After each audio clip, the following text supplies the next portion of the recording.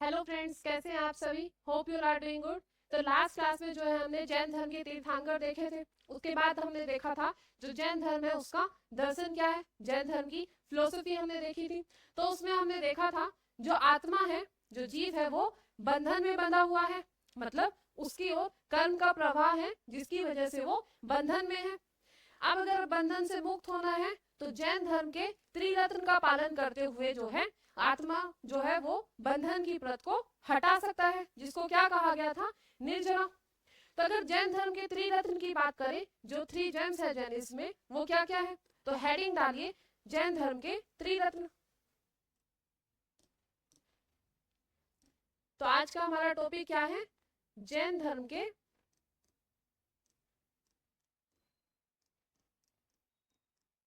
त्रिरत्न, three James of Jainism. अब अगर त्रिरत्न की बात करें तो ये त्रिरत्न क्या क्या है। तो पहला है हमारा राइट नॉलेज। पहला क्या है, राइट नॉलेज, मतलब सम्यक ज्ञान। दूसरा है हमारा राइट फेथ, मतलब सम्यक विश्वास।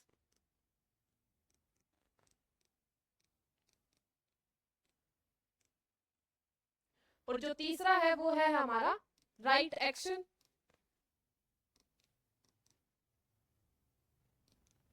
सम्यक आचरण।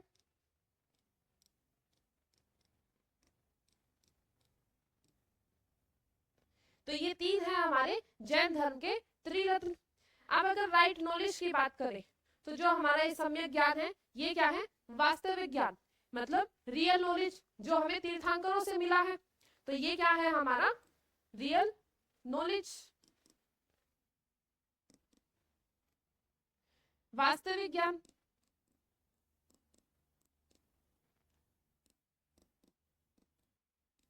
अब अगर राइट फेथ की बात करें, जो सम्यक विश्वास है, मतलब किसमें विश्वास करें, तो जो तीर्थंकरों में विश्वास करता है उसी को क्या कहते हैं, राइट फेथ। मतलब जो तीर्थंकर है जैनिज्म के, उनमें विश्वास, तीर्थंकरों में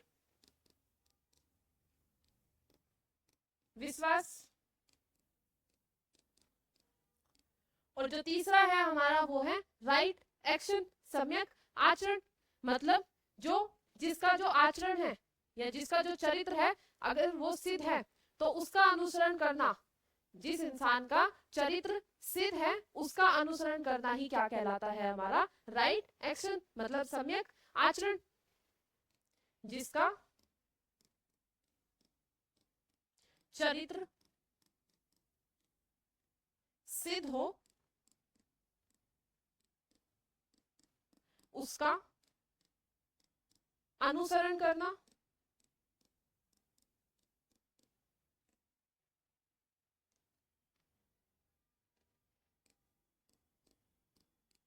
तो ये है हमारे जैन धर्म के त्रिरत्न। अब अगर हम बात करें तो हमने देखा था कि इनका पालन करते हुए जो है आत्मा जो है बंधन मुक्त हो सकती है। और जब आत्मा बंधन मुक्त हो जाएगी तो उसे क्या मिलेगा, निर्वाहन मिलेगा। तो आत्मा बंधन मुक्त हो जाएगी तो उसे क्या मिलेगा, निर्वाहन।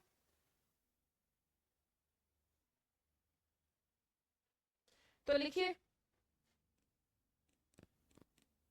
जब आत्मा या जीव बंधन मुक्त हो जाएगा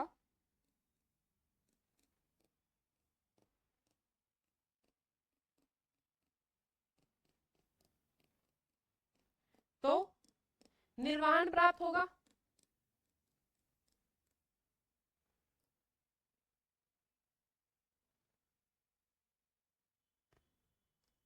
निर्वाहन प्राप्त होगा। अब अगर निर्वाहन की बात करें तो जब निर्वाहन प्राप्त होगा तो क्या मिलेगा, चार सुख मिलेंगे।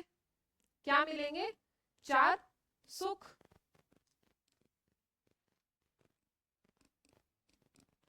और वो चार सुख क्या क्या है, अगर चार सुख की बात करें तो ये चार सुख है पहला है अनंत ज्ञान, दूसरा है अनंत सुख, तीसरा है अनंत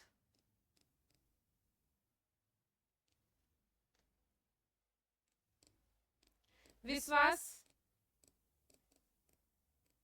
और फोर्थ है हमारा अनंत वीर्य। और जो ये चारों सुख मिलेंगे वो क्या, जब ये चार सुख मिलते हैं तो कहलाता है अनंत चतुष्टय। तो जब चारों सुख मिल जाते हैं तो क्या कहलाता है, अनंत चतुष्टय।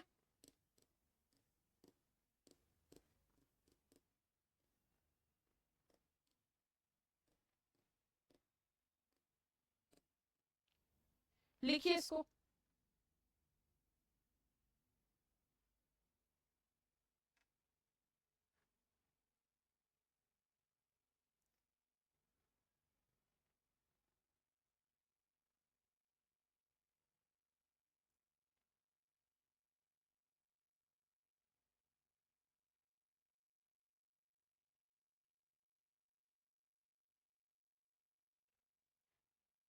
हो गया यहाँ तक। अब अगर बात करें तो अगला है हमारा जैन संघ। तो जैसे बौद्ध धर्म में जैन संघ था वैसे ही जैन धर्म में भी एक संघ बनाया गया। जैसे बौद्ध धर्म में जो हमारे गौतम बुद्ध थे उन्होंने एक संघ बनाया था, वैसे ही जैन धर्म में महावीर ने भी एक संघ बनाया। तो हेडिंग डालिए जैन संघ।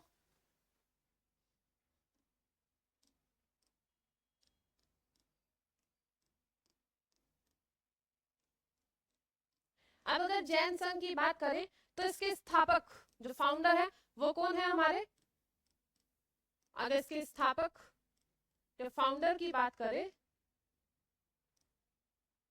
तो वो है हमारे महावीर स्वामी।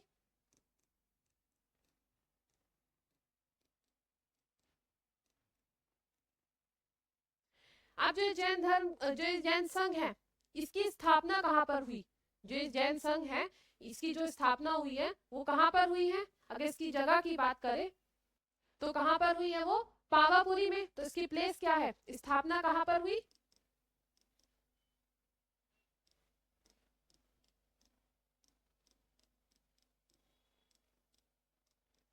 प्लेस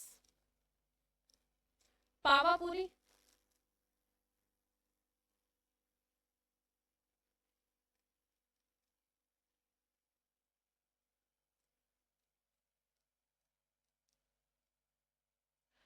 अब जो जैन संघ है इसके जो है 3 अध्यक्ष रहे हैं। पहले महावीर स्वामी, दूसरे सुधर्मन, और जो तीसरे इसके अध्यक्ष हैं वो है जम्मू स्वामी। तो जैन संघ के कुल कितने अध्यक्ष रहे हैं, 3। तो अगर अध्यक्ष की बात करें तो इसके कितने अध्यक्ष थे, 3। पहला महावीर स्वामी,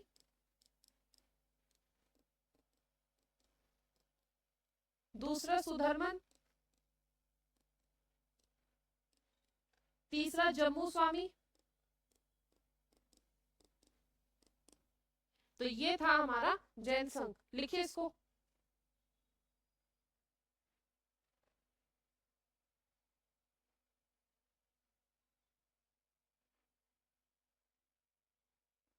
हो गया। अब अगर बात करें तो जो महावीर स्वामी है, महावीर स्वामी के 11 परम ब्राह्मण शिष्य रहे हैं जिनको जो है गणधर कहा जाता है। तो लिखिए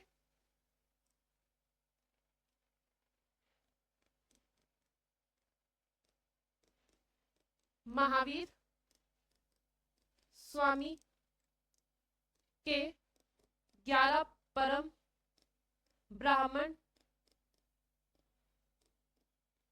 शिष्य थे जिन्हें गणधर कहा जाता है।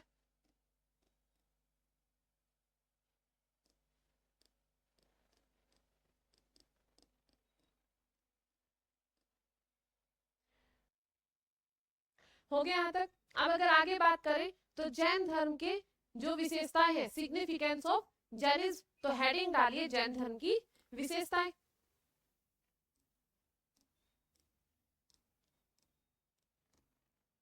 Significance of Jainism.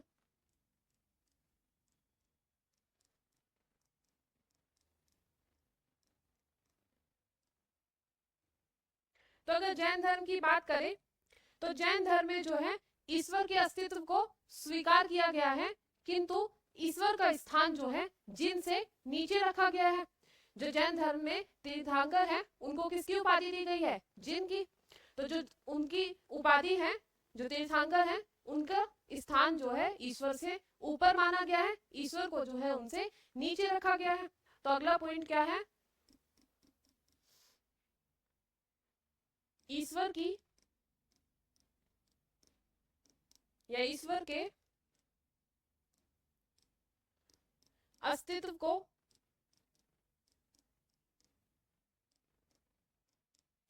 स्वीकार किया गया है, किंतु उनका स्थान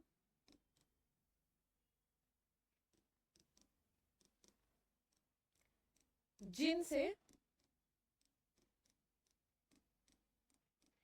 नीचे रखा गया है।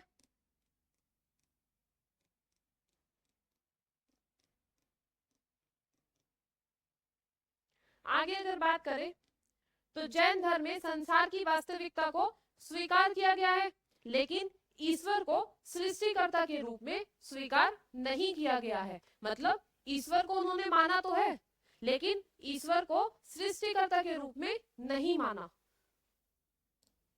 तो अगला पॉइंट क्या हो जाएगा? जैन धर्म में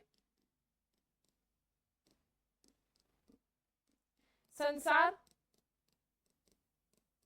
की वास्तविकता को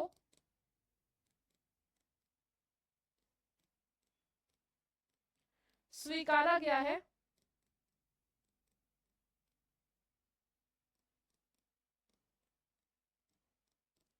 परंतु सृष्टिकर्ता के रूप में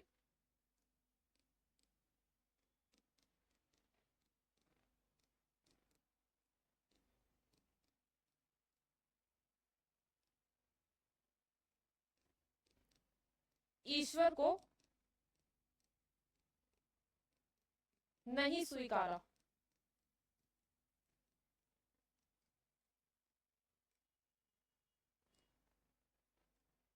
अब अगर बात करें तो जैसे बौद्ध धर्म में जो वर्ण व्यवस्था थी, वर्ण व्यवस्था की बौद्ध धर्म में जैसे निंदा की गई है, उस प्रकार जैन धर्म में वर्ण व्यवस्था की निंदा नहीं की गई है। तो अगला पॉइंट क्या हो जाएगा?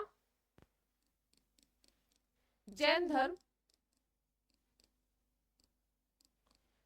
बौद्ध धर्म की तरह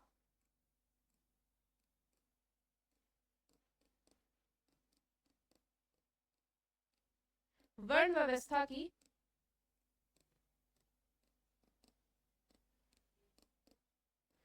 निंदा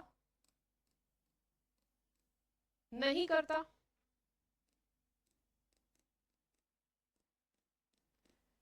आगे अगर बात करें तो जैन धर्म में आत्मा को माना गया है।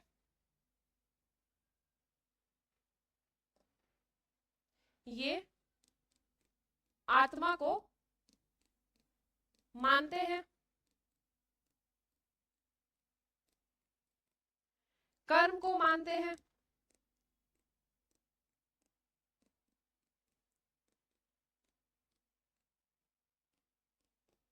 पुनर्जन्म को मानते हैं।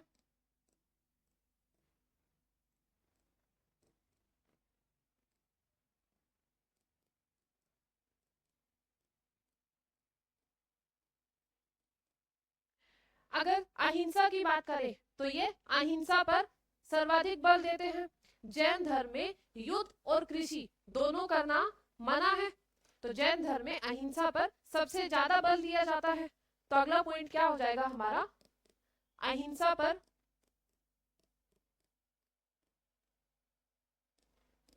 बल दिया जाता है।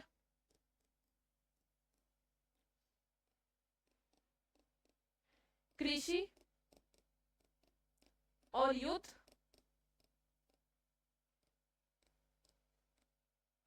करना मना है। आगे अगर बात करें तो जैन धर्म में एक क्रिया की जाती है जिसको संलेखना कहा जाता है। मतलब इसमें उपवास रखकर अपने प्राण त्याग दिए जाते हैं। ये प्रक्रिया क्या है कि भूखे प्यासे रहकर इसमें अपना प्राण त्याग दिया जाता है।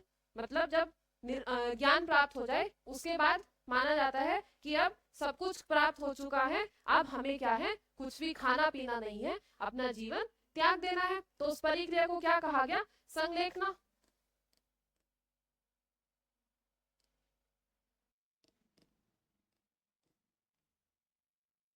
मतलब उपवास रहकर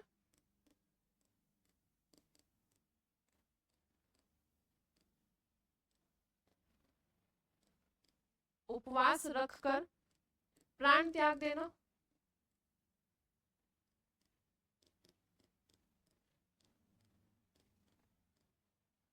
और अगर संलेखना की बात करें तो चंद्रगुप्त मौर्य ने स्वर्ण बेलगोला में ये प्रक्रिया की थी। जो संलेखना की प्रक्रिया है ये चंद्रगुप्त मौर्य ने कहां पर की थी? श्रवण बेलगोला में।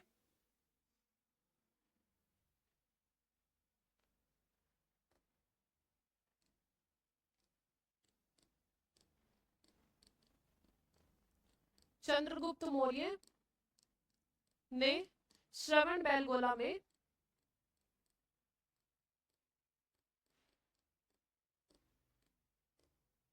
संलेखना किया।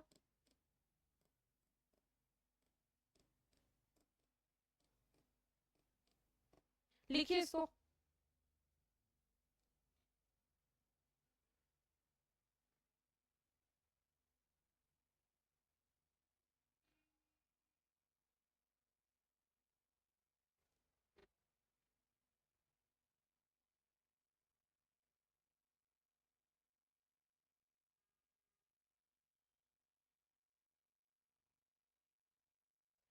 हो गया यहाँ तक? अब अगर आगे बात करें तो आगे है हमारा जैन धर्म के केंद्र। तो हेडिंग डालिए जैन धर्म के केंद्र।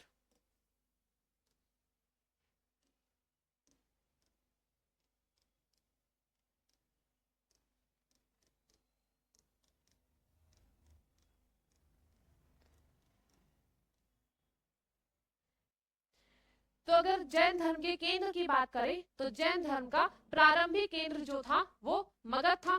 तो पहला केंद्र क्या था इनका? मगध। तो लिखिए फर्स्ट पॉइंट,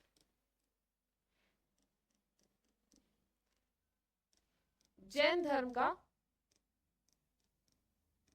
प्रारंभिक केंद्र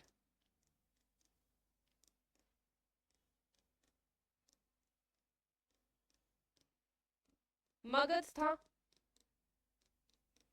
अगर आगे बात करें तो अशोक का पौत्र, जो अशोक का पौत्र था वो जैन मतावलंबी था। मतलब जैन धर्म का अनुयायी था। अशोक पौत्र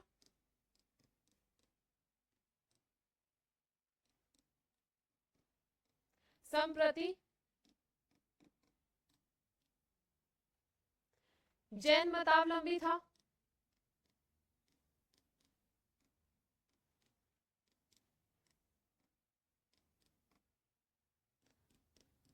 दूसरे केंद्र की अगर बात करें तो जैन धर्म का दूसरा केंद्र जो है वो उज्जैन था, जो संप्रति की राजधानी थी। तो अगला पॉइंट क्या हो जाएगा? जैन धर्म का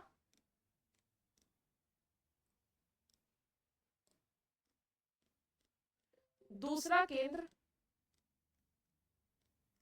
उज्जैन था, जो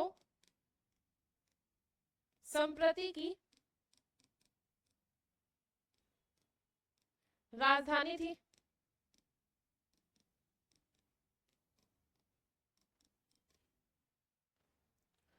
अगर आगे बात करें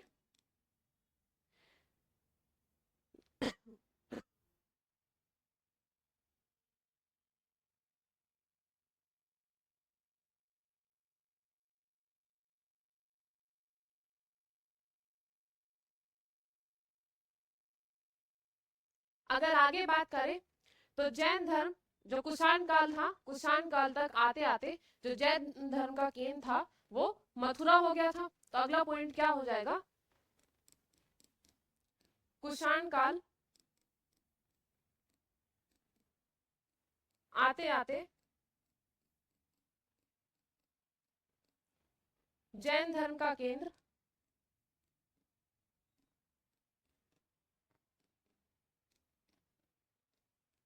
मथुरा हो गया।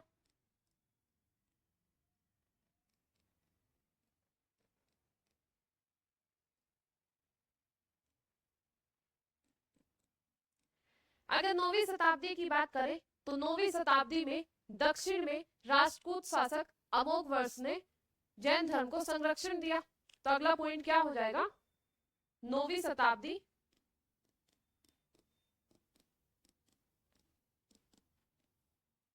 में दक्षिण में राष्ट्रकूट शासक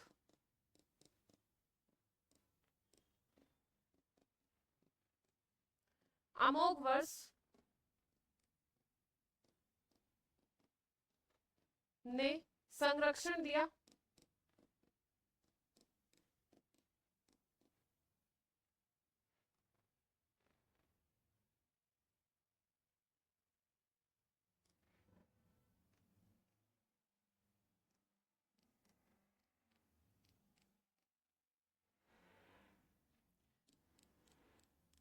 आगे अगर बात करें तो राजस्थान का दिलवाड़ा में कई जैन तीर्थंकरों के मंदिर है, जैसे आदिनाथ, नेमिनाथ। और अगर खजुराहो की बात करें तो खजुराहो में पार्श्वनाथ का मंदिर है। तो लिखिए, राजस्थान के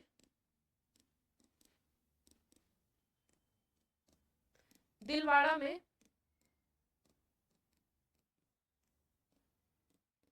कई जैन तीर्थंकरों के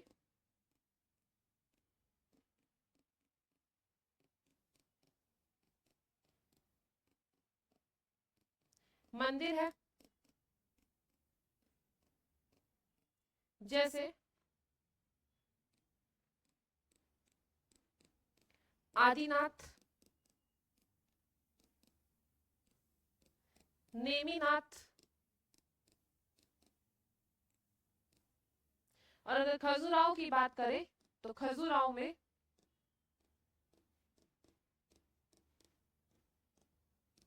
पार्श्वनाथ का मंदिर है।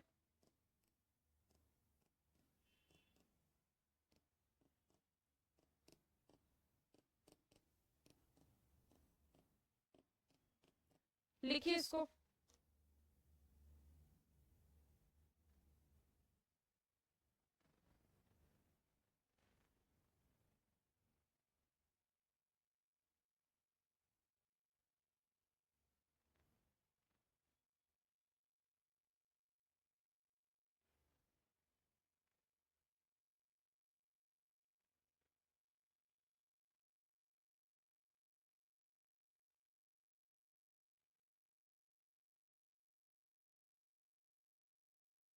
हो गया यहां तक?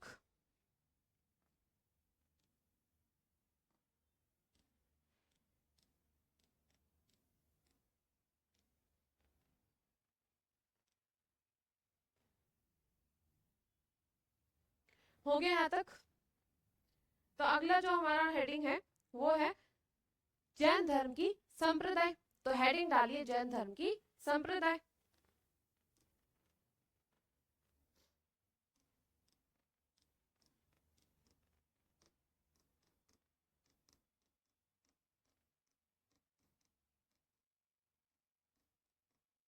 तो आगे अगर बात करें तो जो चंद्रगुप्त मौर्य थे, चंद्रगुप्त मौर्य ने अपने गुरु भद्रबाहु से जैन धर्म की दीक्षा लेकर भद्रबाहु के साथ वो श्रवण बेलगोला मैसूर चले गए और वहां पर चंद्रगुप्त मौर्य ने संलेखना की। तो लिखिए,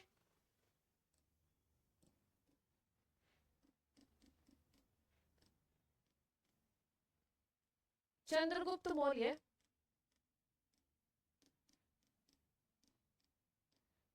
अपने गुरु भद्रबाहु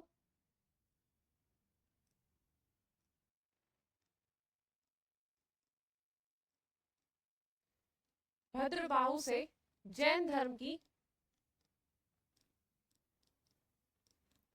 दीक्षा लेकर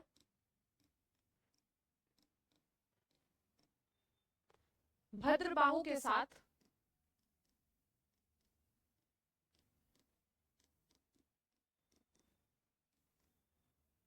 श्रवण बेलगोला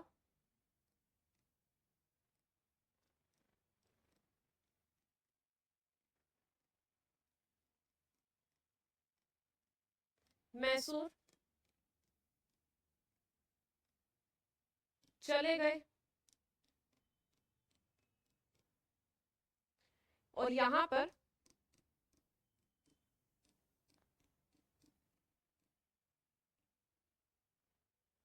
चंद्रगुप्त मौर्य ने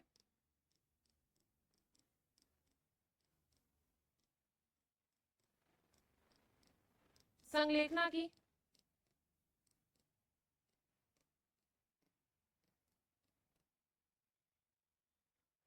अब अगर आगे बात करें तो जो भद्रबाहु थे वो वापस आए, तो वापस आने पर जो जैन धर्म था वो दो संप्रदाय में बट गया। तो अगला पॉइंट क्या हो जाएगा, भद्रबाहु श्रवण बेलगोला से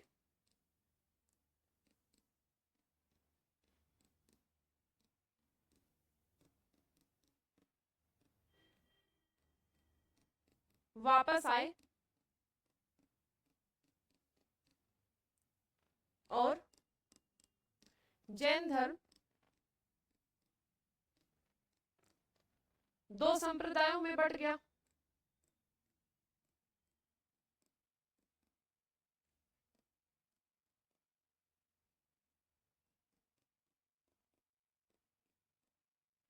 अब अगर संप्रदाय की बात करें तो जो ये दो संप्रदाय थी, किन दो संप्रदायों में बटा, एक है श्वेतांबर और जो दूसरी है वो है हमारी दिगंबर। तो इन दो संप्रदायों में जो है जैन धर्म बट गया। यहां तक लिखिए इसको।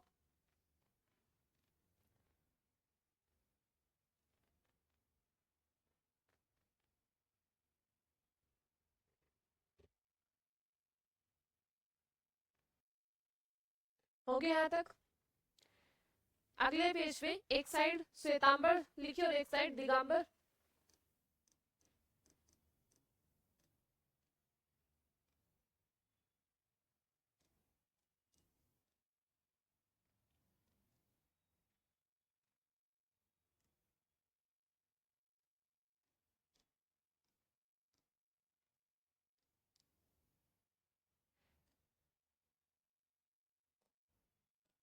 तो श्वेतांबर संप्रदाय की अगर बात करें तो इनके जो प्रमुख संत या जो नेता थे वो हमारे स्थूलभद्र थे। और अगर दिगंबर संप्रदाय की बात करें तो इनके जो प्रमुख संत या जो नेता थे वो भद्रबाहु थे। तो लिखिए प्रमुख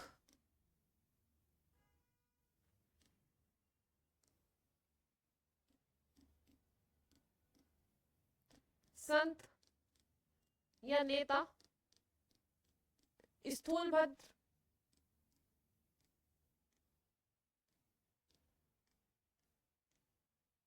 और अगर इनकी बात करें तो इनके प्रमुख संत या नेता भद्रबाहु थे। अब अगर श्वेतांबर संप्रदाय की बात करें तो इनका मानना था कि ज्ञान प्राप्ति के बाद वस्त्र पहनने की आवश्यकता होती है। जबकि अगर जो दिगंबर संप्रदाय है उसकी बात करें तो उनका मानना था कि ज्ञान प्राप्ति के बाद वस्त्र पहनने की आवश्यकता नहीं होती। तो अगला पॉइंट क्या है, ज्ञान प्राप्ति के बाद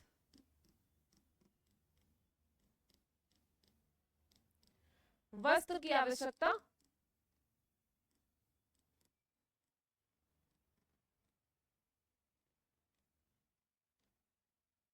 होती है।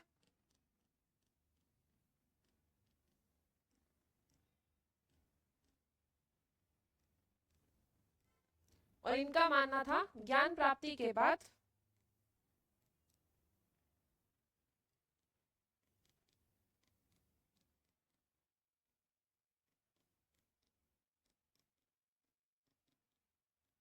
वस्त्र की आवश्यकता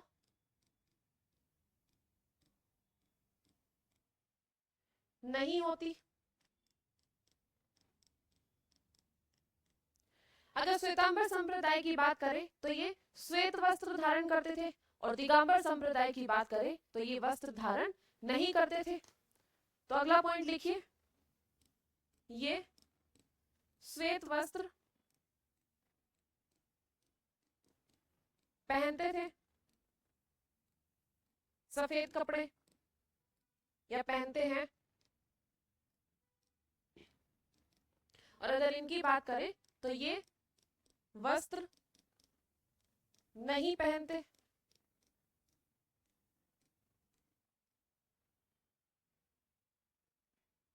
अब अगर आगे बात करें तो जो श्वेतांबर संप्रदाय के जो लोग हैं उनका मानना है कि जो महावीर स्वामी हैं उनका विवाह हुआ था, जबकि अगर दिगंबर संप्रदाय की बात करें तो इनका मानना है कि महावीर स्वामी का विवाह नहीं हुआ था, वो ब्रह्मचारी थे। तो अगला पॉइंट क्या हो जाएगा, इनका मानना है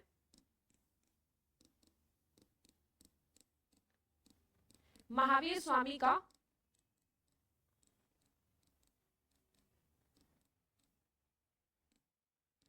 विवाह हुआ था।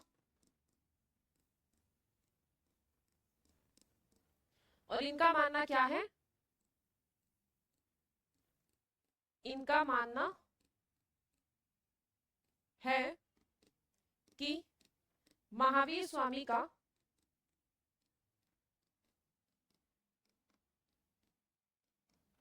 विवाह नहीं हुआ।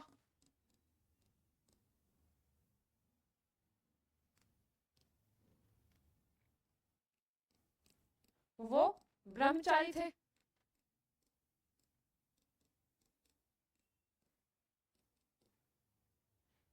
अब अगर आगे बात करें तो श्वेतांबर संप्रदाय के लोगों का मानना था कि ज्ञान प्राप्ति के बाद भोजन की आवश्यकता होती है, जबकि दिगंबर संप्रदाय के लोगों का मानना था कि ज्ञान प्राप्ति के बाद भोजन की आवश्यकता नहीं होती। और यहीं से कंसेप्ट निकलता है संथारा का, या जिसको हम संलेखना कहते हैं, कि मतलब भूखे प्यासे रहो, बिना खाए पिए जो है अपने प्राण त्याग दो।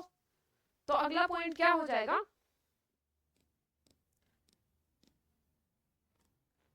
ज्ञान प्राप्ति के बाद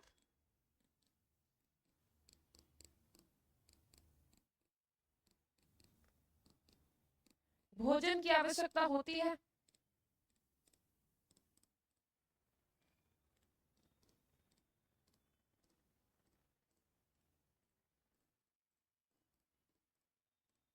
और अगर दिगंबर संप्रदाय की बात करें तो इनका मानना था ज्ञान प्राप्ति के बाद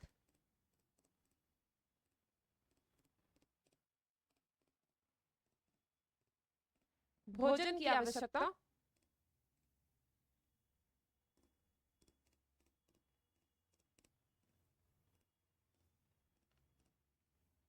नहीं होती। और यहीं से कंसेप्ट निकलता है संधारा का।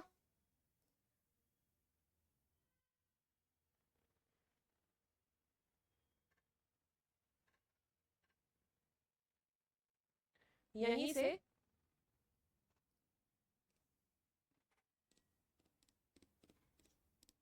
कंसेप्ट निकला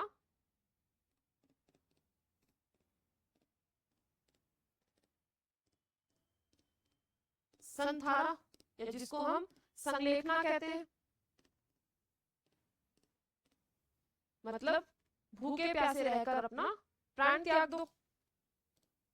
अब अगर आगे बात करें तो जो श्वेतांबर संप्रदाय के लोग थे इनका मानना था कि जो 19वें तीर्थंकर है वो जो मल्लिनाथ थे हमारे, वो एक महिला है, जबकि अगर दिगंबर संप्रदाय की बात करें तो इनका मानना था कि जो 19वें तीर्थंकर थे हमारे मल्लिनाथ वो एक पुरुष थे। तो अगला पॉइंट क्या हो जाएगा,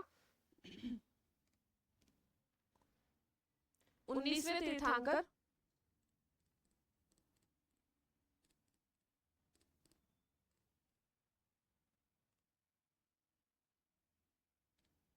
मल्लिनाथ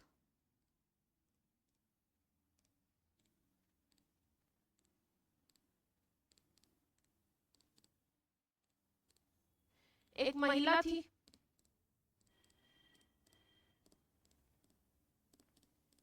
और इनका मानना है 19वें तीर्थंकर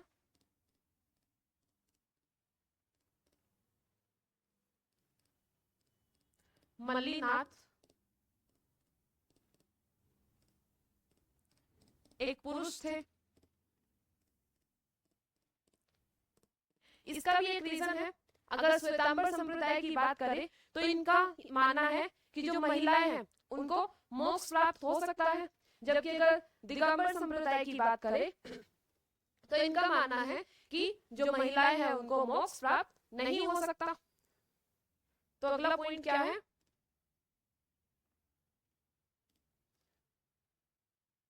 इनका मानना था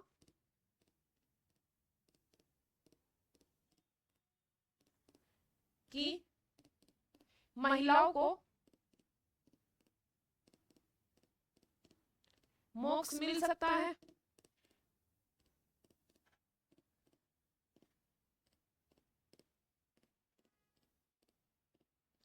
और इनका मानना था कि महिलाओं को मोक्ष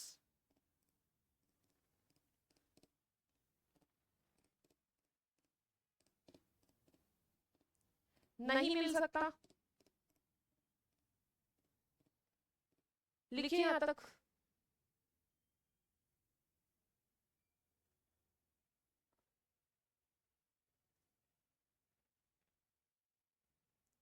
आगे अगर बात करें तो अगले पेज पे दोबारा से सेपरेशन कीजिए। एक साइड लिखिए श्वेतांबर,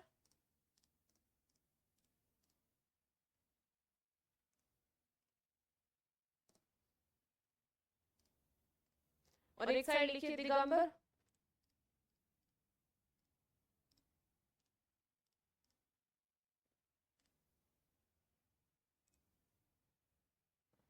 अगर श्वेतांबर की बात करें तो इनके जो अनुयायी थे,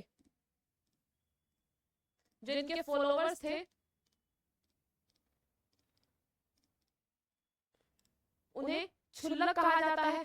इनके फॉलोवर्स क्षुल्लक कहलाते हैं, एलक कहलाते हैं और निर्ग्रंथ कहलाते हैं।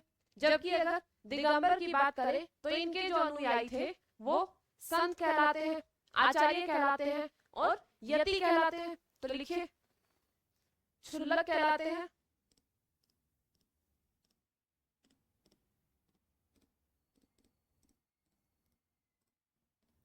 एलक कहलाते हैं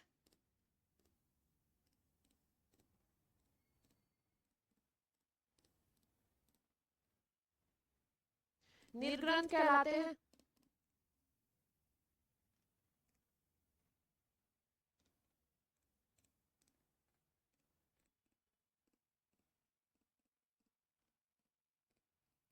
और अगर दिगंबर संप्रदाय की बात करें तो इनके अनुयायी, जो इनके फॉलोवर्स हैं, वो संत कहलाते हैं,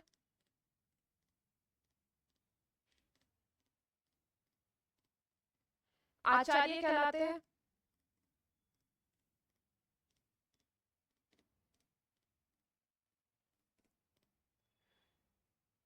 यति कहलाते हैं।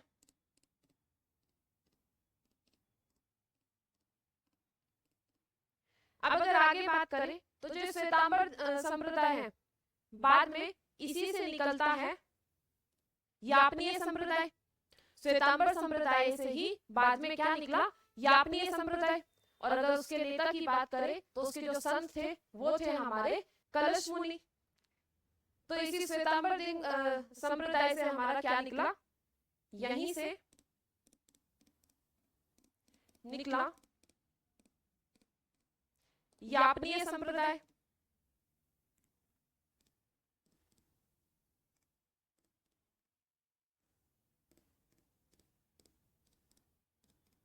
और अगर यापनीय संप्रदाय की बात करें तो इसके नेता कलश मुनि।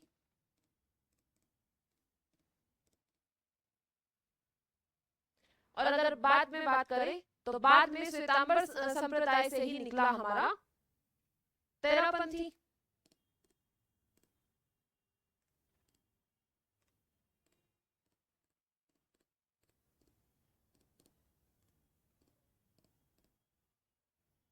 अगर दिगंबर संप्रदाय की बात करें तो यहीं से हमारा निकला समैया, यहां से निकला समैया।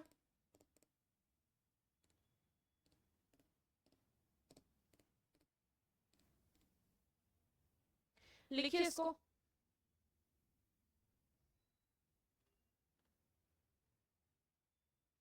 हो गया यहां तक। अब अगर आगे बात करें तो जैन धर्म में कुल कितनी संगति हुई है? जो जैन धर्म की काउंसिल है, जैसे बौद्ध धर्म में 4 संगति हुई थी, 4 काउंसिल हुई थी, वैसे ही जैन धर्म में टोटल 2 काउंसिल हुई है, 2 संगति। तो हेडिंग डालिए जैन संगति।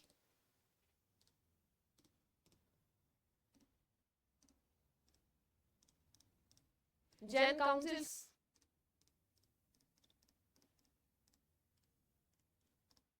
तो कुल कितनी संगति हुई? 2।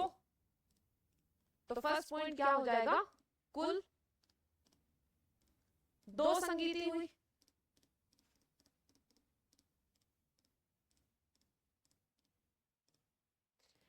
तो अगर फर्स्ट काउंसिल की बात करें तो जो हमारी फर्स्ट काउंसिल है, जो प्रथम संगति है, वो कब हुई? उसका टाइम पीरियड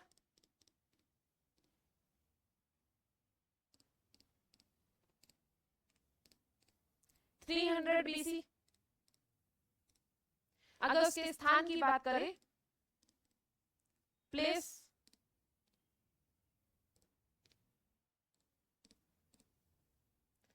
तो ये हमारी पाटलिपुत्र में हुई थी, और ये चंद्रगुप्त मौर्य के संरक्षण में हुई थी। चंद्रगुप्त मौर्य के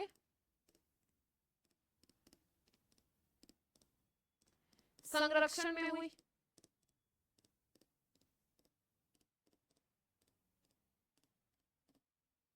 अगर इसके अध्यक्ष की बात करें तो इसके अध्यक्ष जो है स्थूलभद्र रहे हैं। इसके अध्यक्ष कौन थे?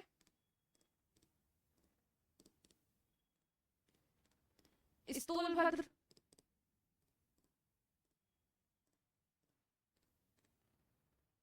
अब अगर इसके रिजल्ट की बात करें, इस संगीत का, जो काउंसिल थी, इसका परिणाम क्या रहा? तो इसका परिणाम क्या था?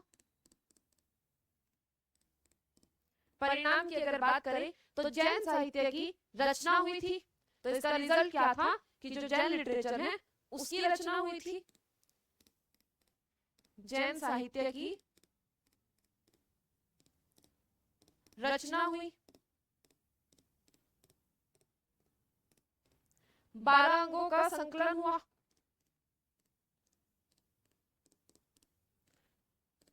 जो साहित्य था इसमें क्या हुआ? 12 अंगों का संकलन। और जो 12 अंगों का संकलन हुआ, ये किसके अंडर हुआ? ये भद्रबाहु के अंडर हुआ।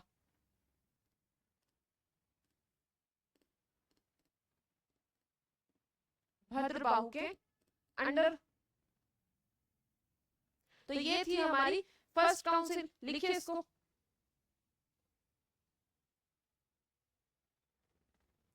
अब अगर आगे बात करें तो जो हमारी सेकंड काउंसिल थी, जो दूसरी संगीति थी जैन धर्म की, तो हेडिंग डालिए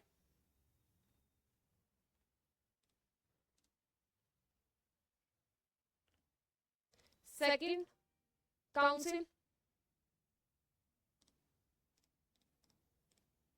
तो अगर सेकंड काउंसिल की बात करें तो इसका टाइम, ये कब हुई थी, समय,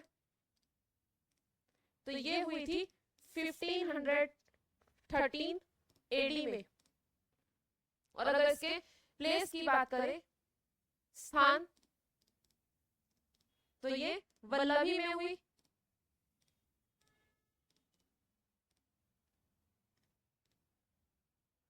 इसको संरक्षण किसने दिया था?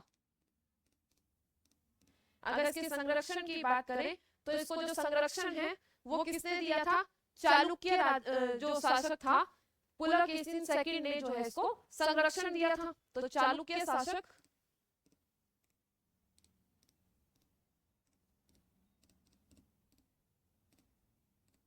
पुलकेशिन सेकंड।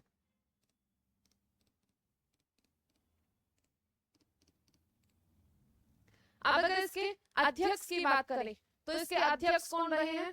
देवार्धी शमा श्रमण। तो इसके अध्यक्ष कौन थे? देवार्धी शमा श्रमण। तो लिखिए अध्यक्ष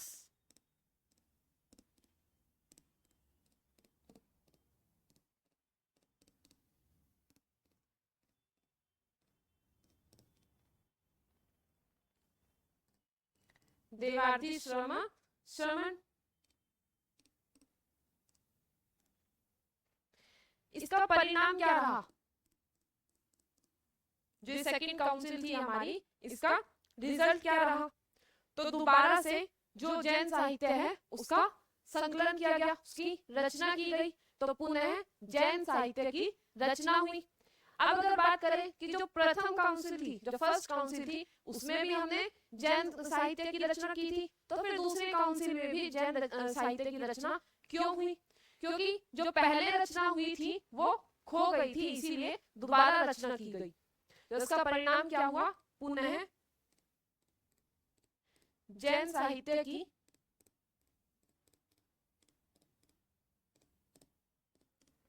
रचना हुई।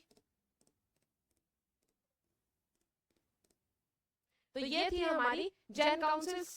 तो आज की क्लास इतने ही रखते हैं। उम्मीद है आज की क्लास में आप लोगों ने कुछ नया सीखा होगा। आज की क्लास आपको इंटरेस्टिंग लगी होगी। बाकी का जो है हमारा थोड़ा सा कंसेप्ट रहता है जैनिज्म का, वो हम कल की क्लास में खत्म कर लेंगे। इसके बाद जो है हमारा जैन धर्म खत्म हो जाएगा। आज की क्लास इतना ही। Thank you.